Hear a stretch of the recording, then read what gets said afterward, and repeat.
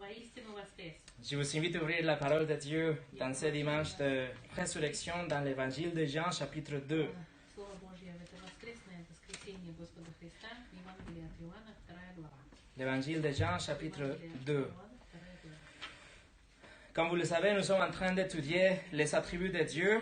Сейчас характеристика. Dans ce moment, on est en train d'étudier les attributs de Dieu, mais aujourd'hui, nous faisons une pause pour nous souvenir, pour célébrer justement la victoire du Seigneur Jésus sur le péché et sur la mort. Nous célébrons aujourd'hui le sceau d'approbation de la vie parfaite de Jésus et sa mort sacrificielle pour nous. Nous célébrons aujourd'hui l'accomplissement de l'achèvement du plan de rédemption de Dieu, la destruction du pouvoir du diable, la destruction du pouvoir du péché, la revendication de la souffrance atroce que Jésus a eue sur la croix et l'assurance pour tous les croyants qu'on peut être ressuscité, qu'on peut avoir la vie éternelle, et aussi le courage et l'énergie qu'on a aujourd'hui pour proclamer et testifier, témoigner devant le monde que Jésus a ressuscité et l'évangile, la bonne nouvelle du pardon des péchés. Aujourd'hui, nous célébrons la résurrection de Christ. Aujourd'hui, c'est le dimanche de Pâques. Jésus est mort vendredi, il y a plus de 2000 ans, après d'avoir passé la nuit dans l'agonie de Gethsemane. Après ça, Jésus a été trahi par un de ses amis et après il a été laissé tout seul, abandonné par les autres 11.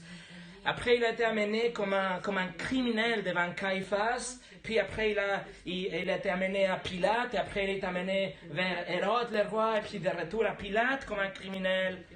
Sans nourriture, sans repos. Il était battu, il était craché dessus, humilié, déshabillé complètement, cloué sur une croix, abandonné par le Père, pendant qu'il absorbait la colère de Dieu pendant 3 heures. Pendant que le péché du monde tombait sur lui, sur la croix, puni par son Père pour le crime, le péché qu'il n'avait pas commis. Le crime, le péché, le vôtre et le mien. Jésus est mort, Jésus a donné son esprit, il était percé sur le côté juste au cas où. Il était enterré dans la tombe, son corps était mort, sans vie, froide. Une pierre était roulée pour fermer le tombeau. Il était scellé avec un sceau romain, avec une garde romaine aussi. Mais la beauté du christianisme, la beauté de notre foi, c'est que l'histoire ne finisse pas là. Notre foi est fondée sur le fait que l'histoire est continue, que Jésus a défaite, il a gagné, il a vaincu la mort, que Jésus est sorti victorieux, triomphant du tombeau, et ça assure le salut de tous ceux que le Père donne au Fils, le salut éternel de tous ceux qui se répandent de ses péchés, qui placent leur confiance en Jésus. La résurrection de Christ est l'événement dans l'histoire qui a changé l'histoire. La vérité que soutient tout aspect de notre foi et de notre vie, c'est le fondement inébranlable du christianisme, c'est la promesse immuable de notre propre résurrection future. La résurrection de Christ est tout. Sans résurrection, notre foi serait vide. Comme John MacArthur écrit, tout comme les cœurs pompent le sang et donnent la vie à chaque partie du corps, de même la réalité de la résurrection donne vie à tout autre aspect de la vérité de l'Évangile. C'est la charnière sur laquelle tout le christianisme pivote et sans lequel aucune de ces autres vérités n'aurait vraiment de valeur. Aujourd'hui, donc, nous allons visiter la résurrection, mais nous n'allons pas voir le récit de la résurrection elle-même. Par contre, on va voir quelque chose qui s'est passé au début du ministère de Jésus. Au début de son ministère, un épisode dramatique où il va annoncer sa résurrection et les raisons pour la résurrection. Ce récit d'aujourd'hui s'est produit dans le temple lui-même. Le temple de Dieu à Jérusalem, l'endroit qui était considéré comme l'endroit le plus saint de toute la terre. L'endroit que c'était plutôt le point de connexion entre Dieu et la terre, ou Dieu et l'humanité. Le seul endroit où il avait l'autel pour faire le sacrifice, pour le pardon des péchés, la purification n'était trouvée que dans le temple. Et donc dans ces passages qui est vraiment frappant, le Seigneur évoque sa résurrection et il va nous dire que lui, il est le remplacement de ce temple. Le temple de Jésus ressuscité, c'est l'amélioration ultime, ou la mise à un niveau ultime du temple de Dieu. Mais avant de commencer, on va prier. Seigneur, aujourd'hui qu'on célèbre la résurrection de ton Fils, aujourd'hui qu'on se souvient de ces points dans l'histoire où le salut était disponible, était mis en disposition de tous ceux qui viennent à toi.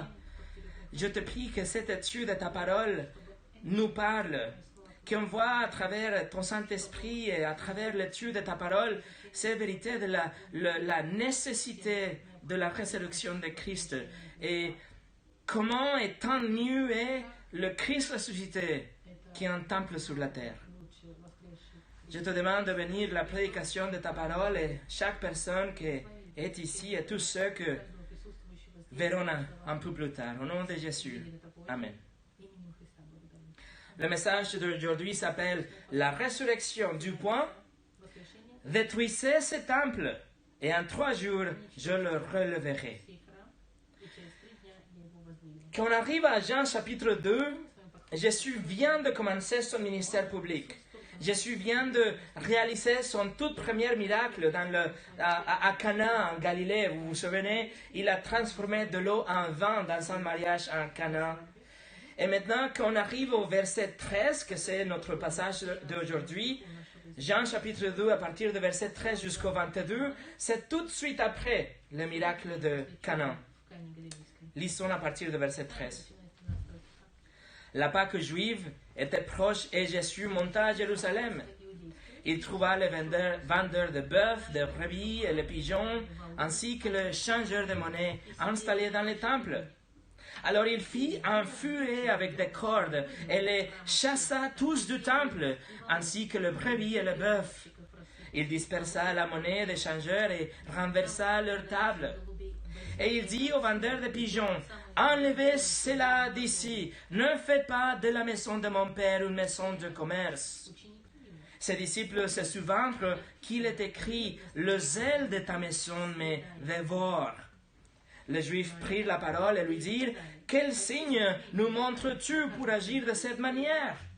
Jésus leur répondit, « Détruisez ce temple, et en 3 jours je le releverai. » Les Juifs dirent, « Il y a fallu 46 ans pour construire ce temple, et toi, en 3 jours, tu le relèveras. » Cependant, lui parlait du temple de son corps. C'est pourquoi, lorsqu'il fut ressuscité, ses disciples se souvinrent qu'il avait dit cela, et ils crurent à l'Écriture et à la parole que Jésus avait dit. Nous allons diviser ce passage dans 4 parties. La première chose, le temple est corrompu. Numéro 2, le temple est purifié.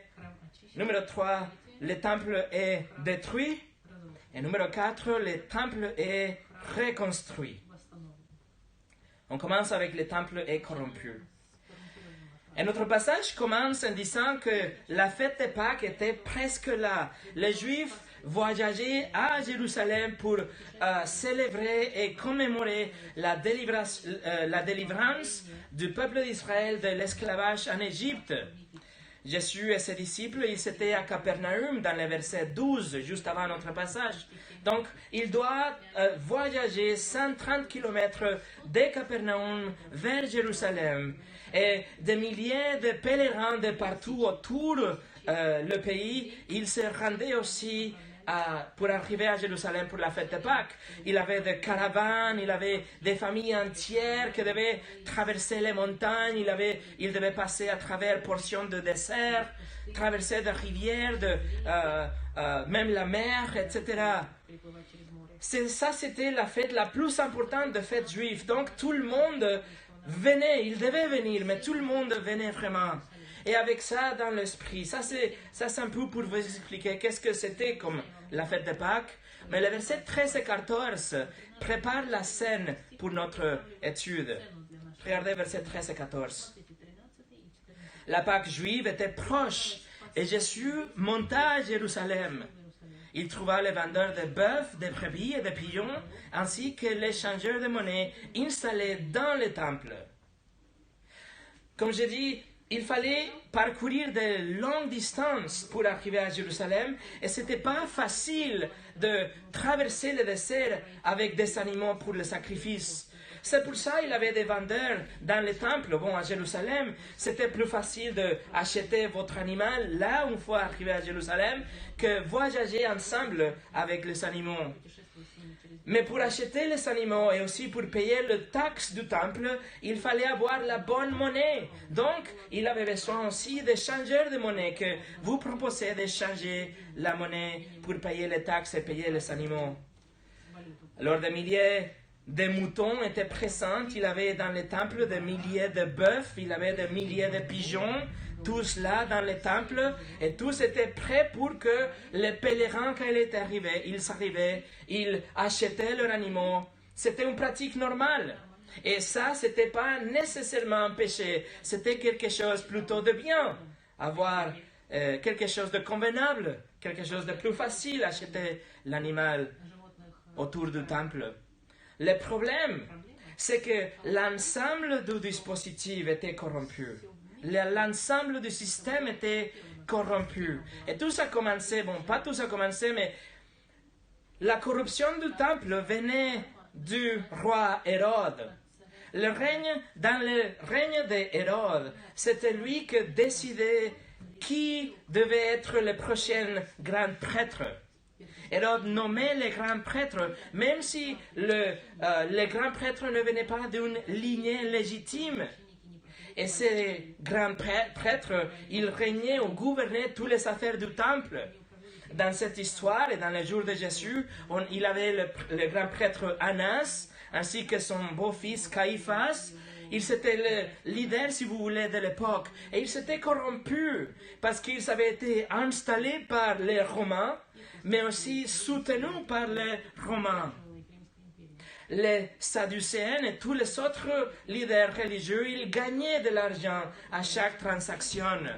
Chaque fois qu'un marchand vendait un animal, ou chaque marchand échangeait la monnaie, il avait une commission que devait payer aux Sadducéens et aux autres leaders religieux aussi. C'était une commission très élevée.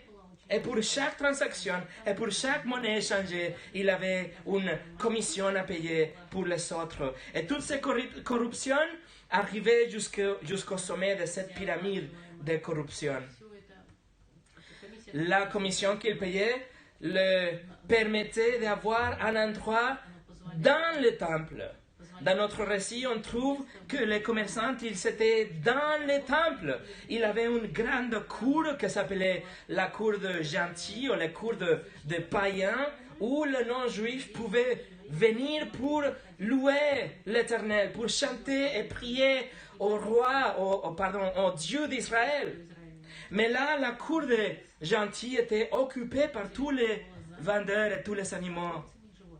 En conséquence, chaque pèlerin devait payer un grand prix pour chaque animal, pour qu'à la fois la commission soit payée au leader et soit payée au grand prêtre jusqu'au sommet de la corruption. Ce système était tellement corrompu qu'en lieu de s'appeler la maison de Dieu, s'appelait le bazar de fils de Annas. Imaginez-vous les Juifs et tous ceux qui venaient à louer le Seigneur avec un cœur sincère. Tous étaient arnaqués dans chaque transaction. Il devait faire face à toutes ces corruptions au lieu de vivre ce que peut-être ça serait l'événement le plus spécial de leur vie, le point culminant de leur foi. La visite à cet endroit sacré, la visite au temple de Dieu. Ils voulaient avoir l'expérience d'être dans le temple de Dieu, mais à la place, ils trouvaient un bazar. Le pèlerin venait pour visiter l'endroit où le péché pouvait être pardonné, où les prières ferventes étaient offertes, où la louange sincère était attendue, où le ciel touchait la terre. Mais en lieu de ça, il trouvait le cri des marchands. Il trouvait un bazar du Moyen-Orient. Il trouvait les sanglots de bœuf et les sanglots de brebis. Les animaux partout que pleurent les animaux, mais aussi qu'ils puent. Imaginez-vous la puanteur. Il avait des cages des oiseaux, et des cages, un sur l'autre des oiseaux. Et les changeurs de monnaie qui attendaient là, juste assis comme des requins, qui attendaient la prochaine victime. Le temple était vraiment corrompu. Numéro 2. Le temple est purifié. Regardez le verset 15 au 17. Alors, Jésus, il fit un fouet avec des cordes et les chassa tous du temple. Ainsi que les brebis et les bœufs, il dispersa la monnaie des changeurs et renversa leur table. Et il dit aux vendeurs de pigeons, enlevez cela d'ici, ne faites pas de la maison de mon père une maison de commerce. Ses disciples se souvinrent qu'il est écrit, le zèle de ta maison me dévore. Jésus n'a pas prouvé. Jésus n'a pas apprécié du tout ce qu'il a trouvé dans le temple. Jésus était rempli de rage. Il était rempli d'une sainte fureur. Et il a fait un fouet avec des cordes. Et il s'est mis à chasser tout le monde du temple. Et imaginez-vous les animaux qui courent. Les grosses bœufs sont relâchés. Les moutons confus sont relâchés. Et les innombrables et désespérés oiseaux qui sortent de tous les cages et qui s'envolent partout. Jésus renverse les tables. Jésus pousse les caisses. Et les monnaies, ils volent partout.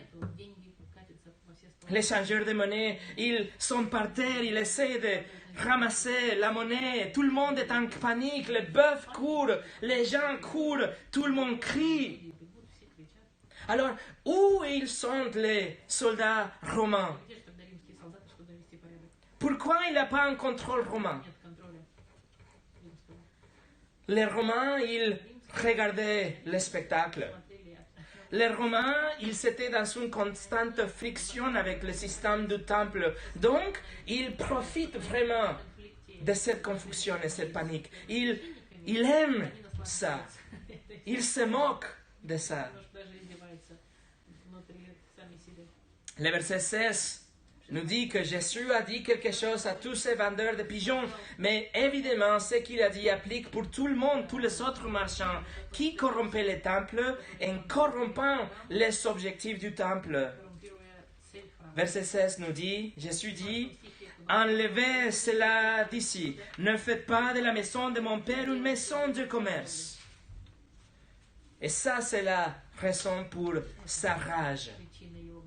La raison, c'est parce que la maison de son Père, et en disant ça, il affirme sa divinité, il affirme qu'il est le Messie et le Fils de Dieu. Il dit, la maison de mon Père est devenue une maison de commerce, un marché, un bazar. Quand Jésus dit, la maison de mon Père, il a voulu dire, ça était censé être l'endroit où vous venez connaître mon Père, aimer mon Père, louer une personne, mon Père. Dieu était la personne suprême du temple. C'était la raison pour venir au temple, pour connaître Dieu.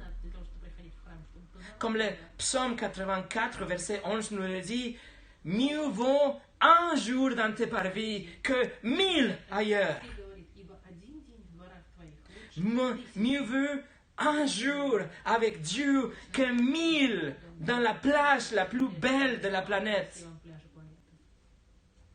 C'était censé être l'attitude de l'esprit. L'attitude et l'esprit du temple, pardon. И состояние C'est une attitude de connaître Dieu, de louer Dieu, d'apprécier le Seigneur, l'Éternel. и оценки вечного Mais Jésus dit que Вселенной. Но Иисус сказал, la maison de son Père avait été dévalorisée. En lieu d'être la maison de Dieu de l'univers, Бога Вселенной, maintenant c'était le bazar de fils de Anas. сынов Анны. Le verset 17 nous révèle que les disciples, quand ils ont vu ça, ils ont fait la connexion avec le psaume 69, verset 9, qui dit « Les sels de ta maison me dévorent, et les injures de ceux qui t'insultent tombent sur moi. » Oui, Jésus était en colère, Jésus était dévoré, même brûlé par le zèle pour la maison de son Père, pour la sainteté de Dieu.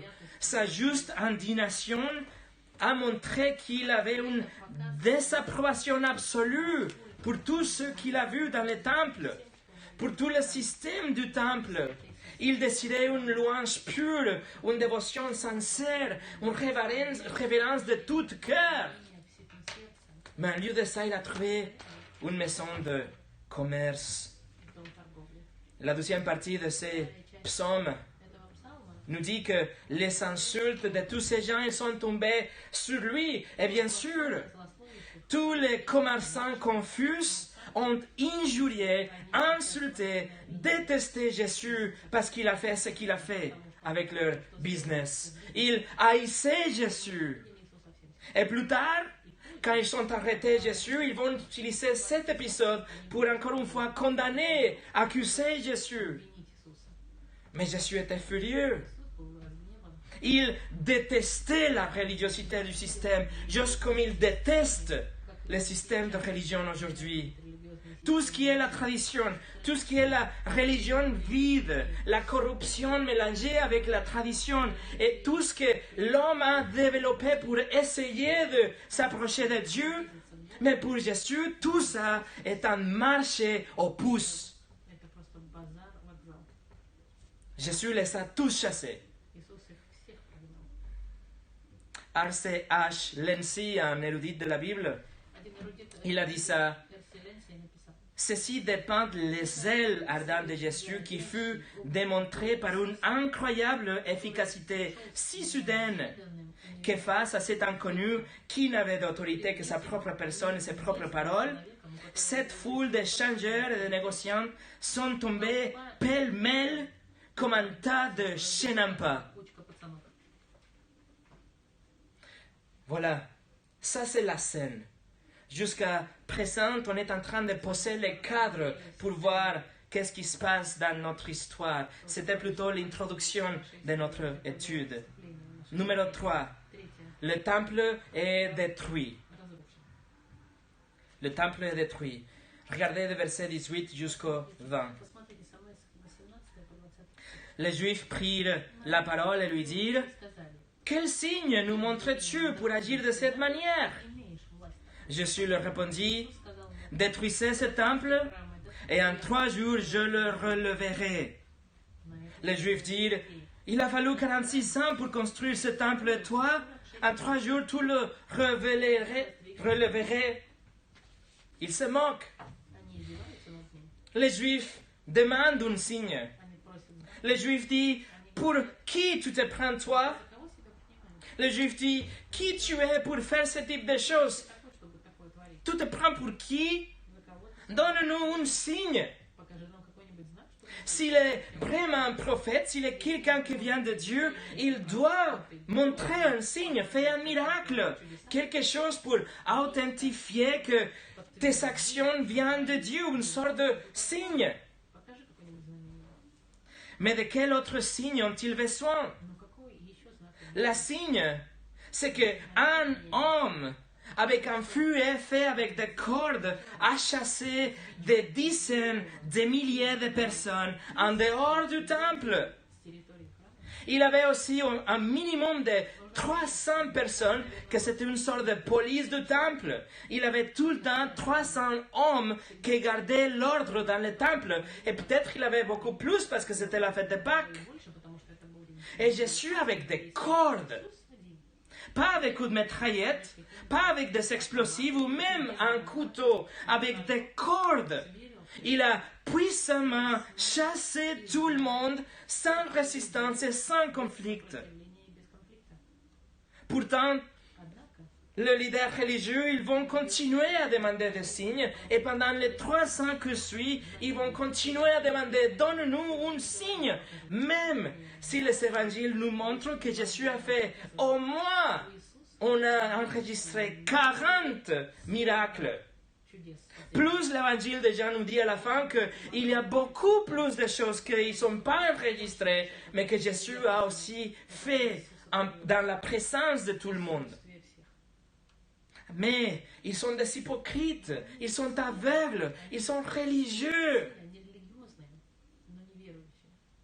Et avec tous ces signes que Jésus va continuer à faire, ils vont quand même le crucifier 3 ans plus tard. Раз захотят Juste avant la dernière Pâque, juste avant la crucifixion, en Jean chapitre 12, Иоанне в 12 c'est marqué, malgré tous les signes miraculeux qu'il avait fait devant eux, сотворенными ils ne croyaient pas en не lui. поверили. Alors ce n'est pas une question d'un signe. Ils disent ici, donne-nous un signe, Jésus. Знамение Иисус. Et regardez ce qu'il a répondu. Что Verset 19. они Vous voulez un signe? Иисус. Détruisez ce temple, Пора- et en 3 jours, je le releverai. 3 дня воздвигну его. Cette affirmation, mes amis, c'est quelque chose d'extrêmement puissant Ему достаточно pour la chose qu'il a dit, mais aussi comment il a dit. и как он это сказал. Cette affirmation, c'est ce qu'on appelle, elle est écrite d'une façon qu'on appelle, c'est un fait futur. Футуристически, C'est quelque chose de vrai, de certain, mais futur. уверенностью сказанное, Dans le grec, on appelle ça une réalité permissive. позволяющее Et tout ce que ça veut dire, c'est que Jésus fait une affirmation future, mais elle est tellement событие, sûre qu'il peut l'affirmer aujourd'hui. что оно произойдет, и поэтому говорит, что оно сегодня.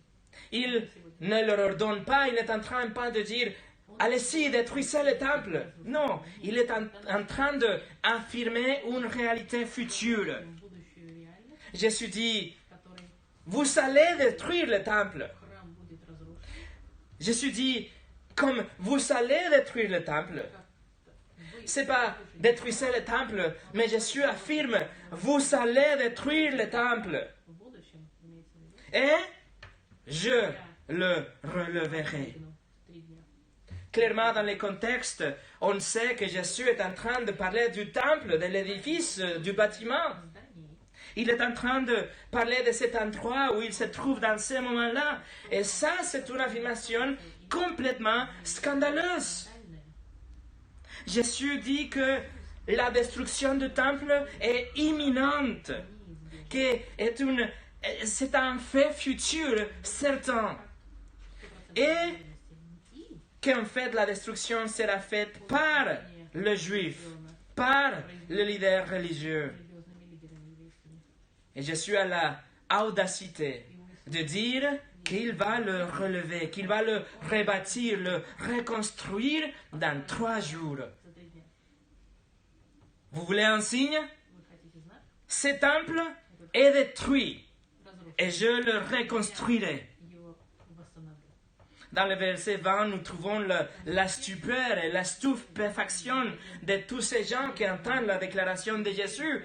Le juif répond, Заявление. il a fallu 46 ans pour construire ce temple et toi, Ты хочешь сказать, en 3 jours, tu le releverais? его построить? Il faut savoir que le tout premier temple, le temple construit par Salomon, Построенный a été détruit dans l'année 583 avant Jésus par le Babylonien. в 803 году. Et 70 ans plus tard, quand les Juifs ils sont rentrés, ils ont reconstruit le temple. Et là, on appelle le 12e temple qui a été reconstruit. Et on trouve l'histoire dans le livre d'Ezra et du prophète Néhémie. Et ce 12e temple a servi tous les Juifs pendant 400 ans. Tout était bien. Jusqu'au moment que le maître des constructeurs est arrivé, le roi Hérode. Et le roi Hérode a décidé de le mettre à jour, de l'améliorer. Il a voulu l'élargir, le faire beaucoup plus majestique. Et il a commencé le projet de la reconstruction du 12e temple dans l'année 20 avant Jésus-Christ. Ça l'a pris à Hérode 10 ans pour construire la partie principale du temple. Et il a embauché 18 000 travailleurs. C'était un projet incroyablement énorme et cher.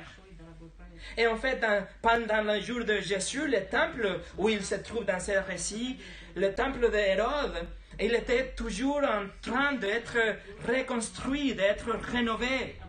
C'était un service, c'était complet, c'était énorme, c'était gigantesque et c'était extraordinairement beau.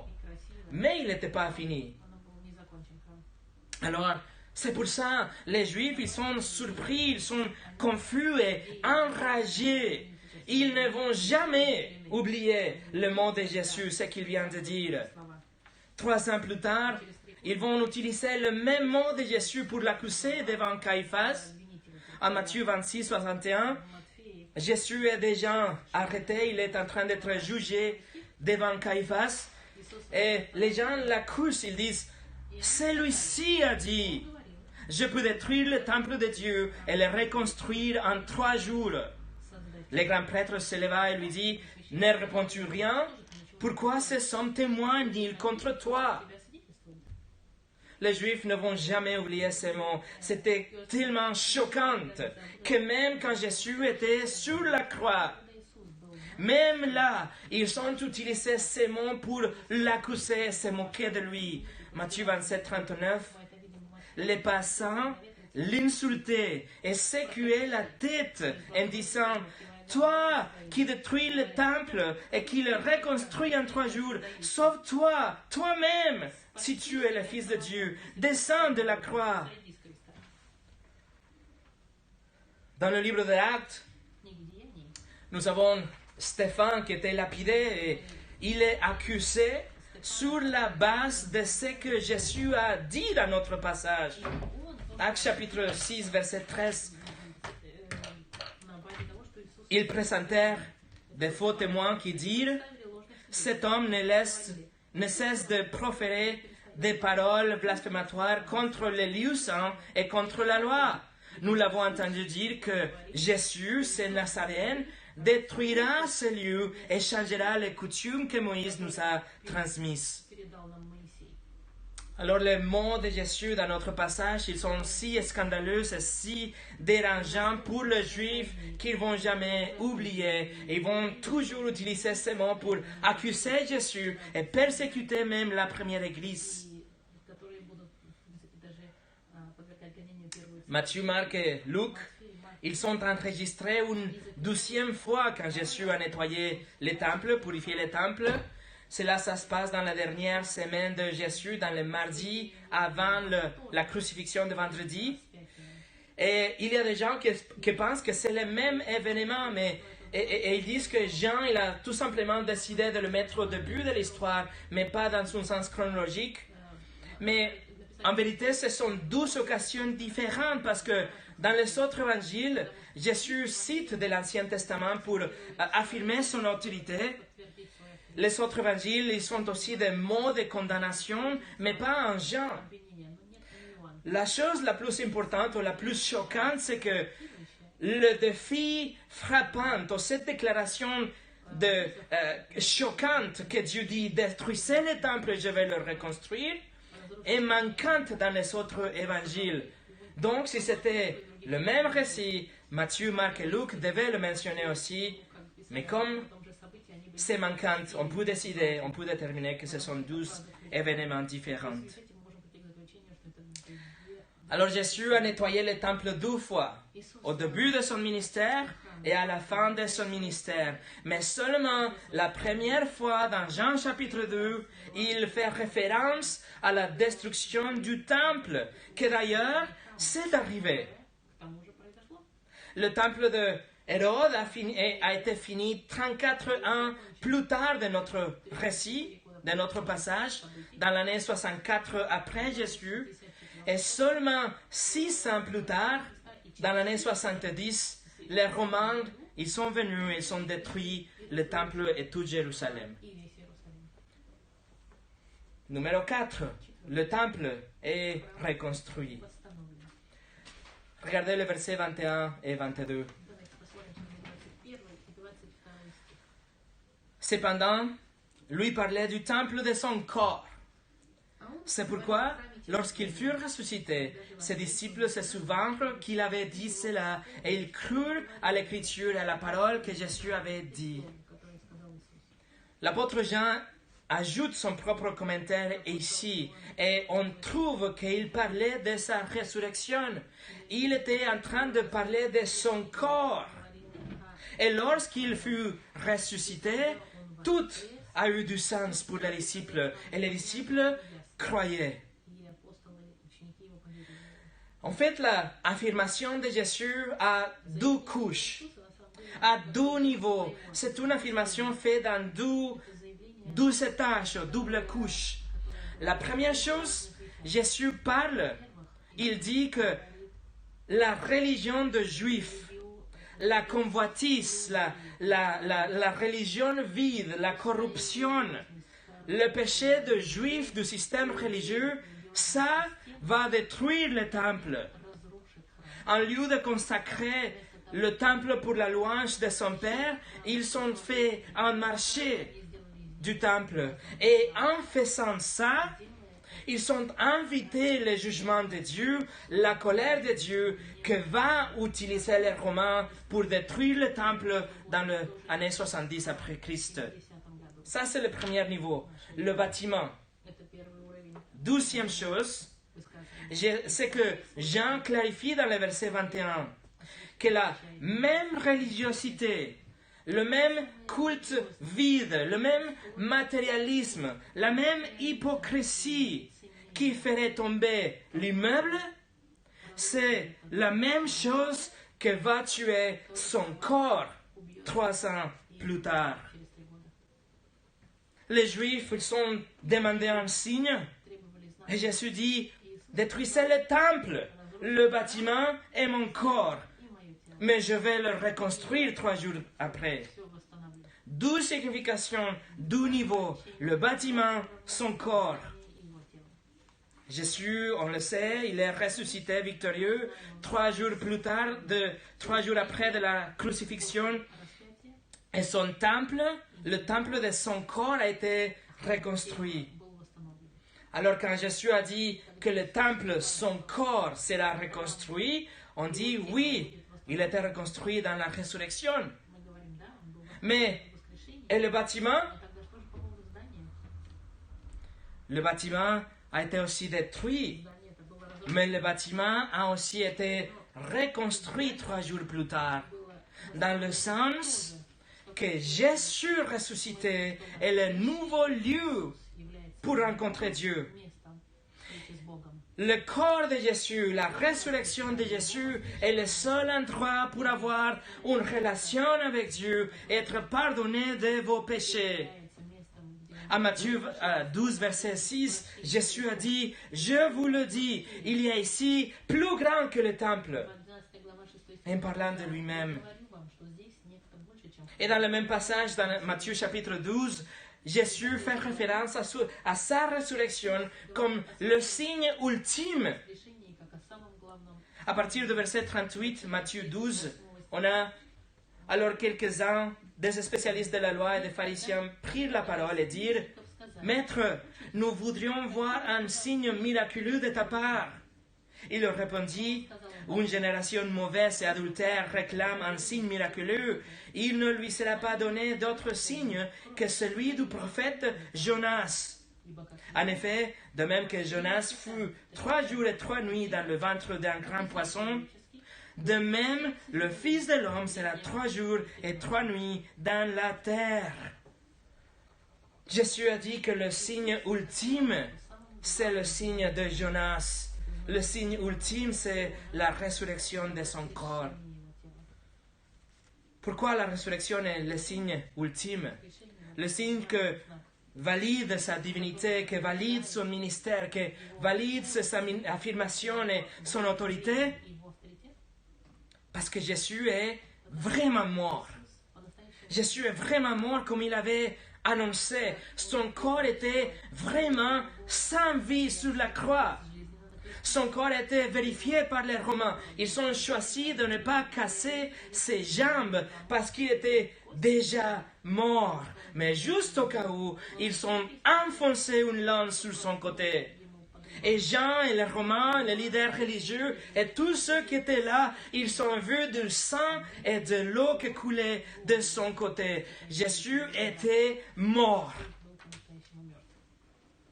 Il était porté, laissé dans une tombe, un homme mort. Et le signe, c'est qu'il revient. Le signe que personne n'a pu faire et qu'il revient après la mort. Oui, la Bible enregistre quelques autres résurrections, mais tous ces autres cas, ils sont décédés une deuxième fois. Jésus est le seul qui vit et qui vivra pour toujours. Le signe est que des anges se sont assis dans la tombe et qu'ils ont aussi donné des témoignages de la résurrection. Le signe est que le péché a détruit le temple, mais Jésus l'a ressuscité 3 jours après. John MacArthur a dit, il veut un signe. Jésus dit, je vous donnerai un signe différent. Un signe venant du ciel qui implique une personne qui meurt, qui quitte ce monde, et revive, elle revient des cieux, et sera attestée par les anges. La résurrection de Jésus, ensemble avec la destruction du temple, ouvre la porte pour une nouvelle réalité pour tous les croyants aujourd'hui. La nouvelle réalité, c'est que nous n'avons pas besoin du temple, ou nous n'avons pas besoin d'un bâtiment pour avoir une connexion avec Dieu.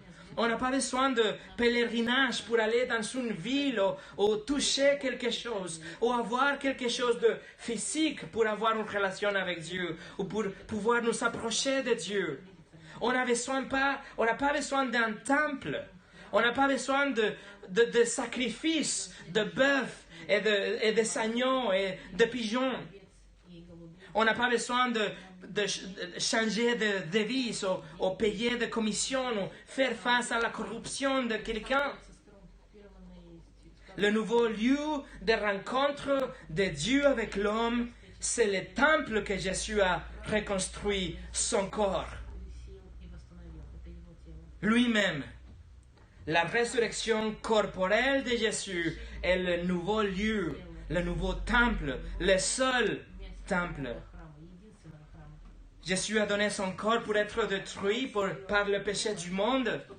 Notre convoitise, et notre luxure, et notre idolâtrie, et notre blasphème, et notre justice propre, notre religiosité, tout ça a détruit le temple.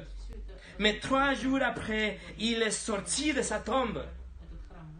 Il est ressuscité. Il est dit dans Jean chapitre 10, verset 17, « Le Père m'aime parce que je donne ma vie pour la reprendre ensuite. Personne ne me l'enlève, mais je la donne de moi-même. J'ai le pouvoir de la donner et j'ai le pouvoir de la reprendre. » Jésus a donné sa vie. Il l'a ressuscité parce qu'il est notre lieu de rencontre. Jésus est le seul lieu de culte, le seul endroit pour être pardonné, pour avoir une relation avec Dieu. Jésus est le temple éternel. Jésus est la seule connexion entre Dieu et l'homme. Jésus est le seul chemin pour arriver à Dieu, pour voir sa beauté et pour connaître Dieu. La résurrection de Jésus est le point décisif de l'histoire de l'humanité. Vous voulez connaître Dieu? Vous voulez vous rencontrer avec Dieu? Vous voulez être écouté par Dieu? Venez au temple, venez au Christ ressuscité.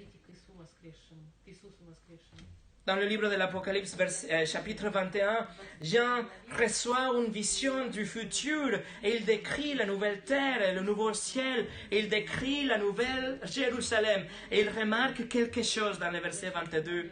Il dit, « Je ne vis pas de temple dans la ville, car le Seigneur, le Dieu Tout-Puissant, est son temple ainsi que l'agneau. » Dans la résurrection, mes amis, Jésus a remplacé le temple pour lui-même. C'est pour ça qu'il s'appelle, ou on l'appelle Emmanuel, que ça veut dire Dieu avec nous. Et pour nous préparer pour finir, regardez la dernière partie du verset 22. C'est pourquoi, lorsqu'il fut ressuscité, ses disciples se souvinrent qu'il avait dit cela, et ils crurent à l'Écriture et à la parole que Jésus avait dit. La résurrection a fait que les disciples croient. La résurrection a fait que les disciples regardent les Écritures, ce qui était écrit dans les Écritures par rapport à la résurrection. Alors, quel passage dans l'Ancien Testament? Réponse, tout l'Ancien Testament. Tout l'Ancien Testament témoigne que le Messie doit venir, mourir et être ressuscité. Et aussi qu'il va être exalté, qu'il règne aujourd'hui. La Bible hébraïque, c'est-à-dire l'Ancien Testament, annonce la résurrection de Christ. Par exemple, le psaume 16, verset 10, c'est marqué « Tu n'abandonnerai pas mon âme au séjour du mort. Tu ne permettras pas que ton bien-aimé connaisse la décomposition, en parlant de la décomposition après la mort. C'est-à-dire qu'il doit avoir une résurrection. Le psaume 22, le psaume messianique pour excellence, parle de la vie après la mort, surtout dans le verset 22 jusqu'au 31. Et en parlant du Messie qui doit venir, le prophète Esaïe dit dans le chapitre 53, verset 10, « L'Éternel a voulu le briser par la souffrance. Si tu fais de sa vie un sacrifice de culpabilité, il verra une descendance et vivra longtemps. Et la volonté de l'Éternel sera accomplie par son intermédiaire. » Alors, comment est-ce qu'il va avoir une descendance s'il va mourir? Réponse, résurrection. Malgré tout, les Juifs, ils ont rejeté le Messie. Ils se sont accrochés au temple. Et une fois que le temple était détruit dans l'année 70 après Jésus, le judaïsme a été dépouillé de leur lieu de culte, leur lieu le plus saint. Les Juifs aujourd'hui ne peuvent pas faire de sacrifices, ne peuvent pas vraiment célébrer les fêtes comme il faut. Ils ne peuvent pas louer ou prier ou s'approcher de Dieu comme ils faisaient avant parce que tout dépendait du temple, l'immeuble. Les Juifs aujourd'hui, ils se rassemblent eux-mêmes autour, devant le mur de lamentation, comme vous le voyez dans les photos, etc. Et ça, c'est le mur qui reste de tout le temple, du complexe du temple. Et c'est là qu'ils vont pour penser qu'ils ont une connexion spéciale avec Dieu. C'est là qu'il croit qu'il peut avoir une relation avec Dieu, une communion avec Dieu. Et il écrit les prières dans le petit papier, il les laisse là, parce qu'il pense que c'est là où vraiment il peut avoir cette relation avec Dieu. Mais le temple a été reconstruit dans la résurrection de Christ. Le temple a été refait, mais bien mieux, au-delà de majestueux. 1000 fois plus beau de toute mise à jour que Hérode n'aurait jamais pu faire. La résurrection de Christ, c'est le temple, mais parfaite, sacré, sans corruption, sans. La résurrection de Christ, le corps glorifié de Jésus est bien plus grand qu'aucun temple, qu'aucun endroit sur la planète aujourd'hui. Je le répète, il a dit en Matthieu chapitre 12, Jésus a dit, il y a ici plus grand que le temple, en parlant de lui-même. Après, Jésus a marché sur la terre pendant 40 jours, après la résurrection, et puis il est monté au ciel, où il est aujourd'hui, avec le même corps glorifié. Et il est aujourd'hui le seul moyen, le seul chemin pour nous approcher du Père. Il est le seul endroit où nous pouvons avoir une relation avec Dieu, le seul lieu où on peut trouver le pardon des péchés et la vie éternelle. Ne le cherchez pas ailleurs. Jésus est le temple éternel, le temple pour le futur, la nouvelle terre, le nouveau ciel. Et c'est le seul temple dont on a besoin. La résurrection de Christ, le Christ ressuscité. Venez au temple, venez au Christ, parce qu'il est ressuscité, il est vraiment ressuscité. Prions.